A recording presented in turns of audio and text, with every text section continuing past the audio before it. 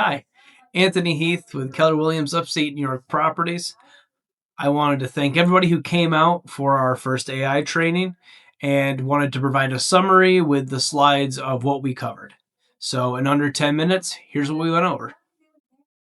So, what is an LLM, or large language model? These tools are trained on enormous amounts of text and patterns from the internet and other sources. They can do all of these things, but each one does it a little differently. We'll treat them the same for the most part, especially in the examples we'll be giving today. Different models have different strengths. OpenAI's ChatGPT, for example, is the one that most people think about and is able to do most things all around. I think of it as a Swiss Army knife. Anthropic's Claude is excellent for long documents, writing tone, summarization, nuanced writing, so it would be better for a researcher, maybe a reporter, someone looking to generate a lot of text and analyze a lot of text. Google's Gemini is very strong because it has the integration of all the apps we're used to using. xAI's Grok is more conversational, personality-driven, but it's web-aware, so it's better for new information, current stats, things that might be needed to be checked daily. The other LLMs are able to do these things, but usually at a higher tier or with an additional charge. The biggest mistake most people make is treating it like Google search. We've been trained for so long to use just keywords, not use too many descriptors. Normally in a Google search, you'd actually lose what you're looking for if you asked too much or had too many keywords. So often I would just say something like, restaurants Oneana open late. AI works more like briefing an assistant. It only knows what you tell it, what context you provide, and what instructions you give. The better the instructions, the better the results. Realistically, it could be searching information that you're not looking for because it didn't understand your request. So what is a prompt? It's instructions and context. Unlike keyword searches, although they do use keywords, you're looking to have full context and instructions in your prompt. Tell it what to do, why you need it, how it should respond. Think of it like giving directions to an assistant, an intern, a freelancer. The clearer you are, the better your output, just like any employee, family, or friend you're trying to communicate with. So here's an example of a weak prompt versus a strong prompt. Weak prompt. Write me a post. It's very generic, it's vague, and it's inconsistent. It doesn't know what to do with that. A stronger prompt would be write a friendly Facebook post for a first-time home buyer in upstate New York. Keep it conversational and under 150 words. That's targeted, usable, and more human-sounding overall. It understands who they're talking to, where the information's going to go, what it's about, and how long it should be. So here is a proven 5-part formula for a prompt. 1. Role. Who should the AI act as? 2. Task. What should it do? 3. Context. What should it know? 4. Constraints. Any limits or style rules? 5. Output. What format do you want? So here's a great example. You're a real estate marketing assistant. Write a YouTube description for a property walkthrough in Oneana, New York. Target first-time home buyers. Make it SEO friendly, search engine optimization, but conversational.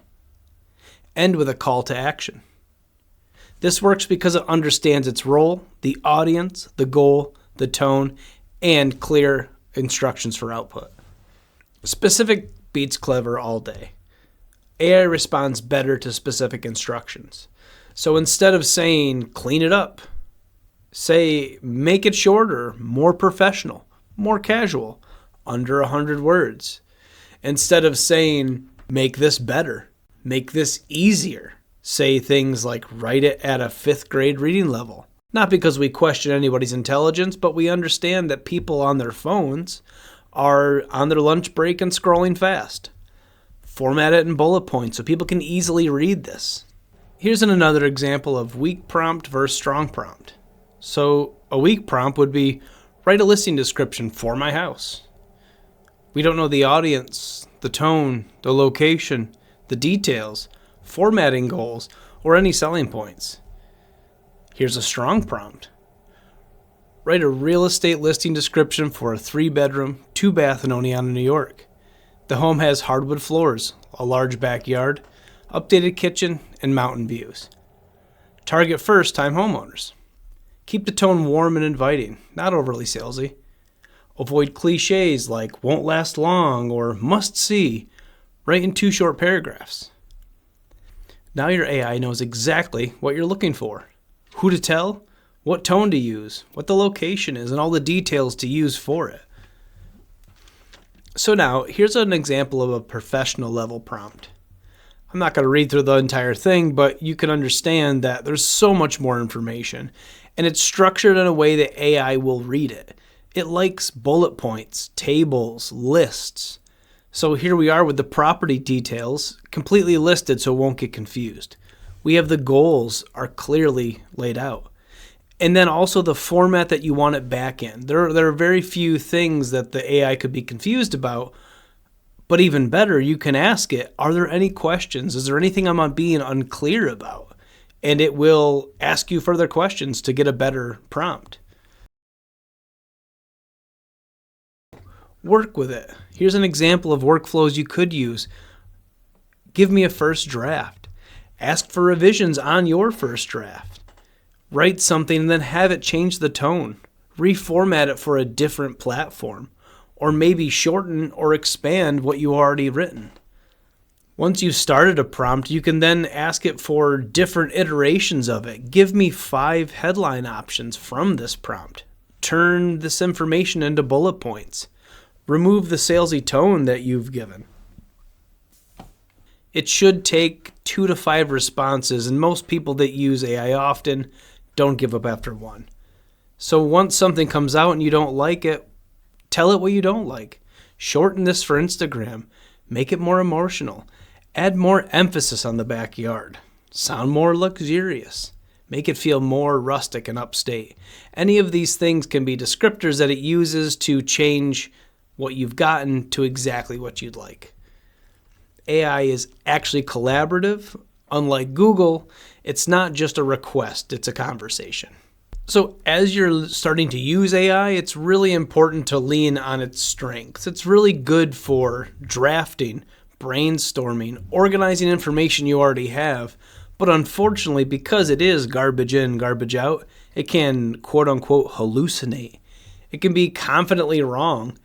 And it definitely should never replace your expertise and the knowledge that you have as an agent, especially in matters that are legal, medical, financial, anything that is a compliance-heavy question. The better your information in, the more you can trust, but always verify any information that comes out of your AI. So there you have it. Hopefully this improves your prompts and you're able to get more out of the AI that you're starting to use or already using. Have a good one.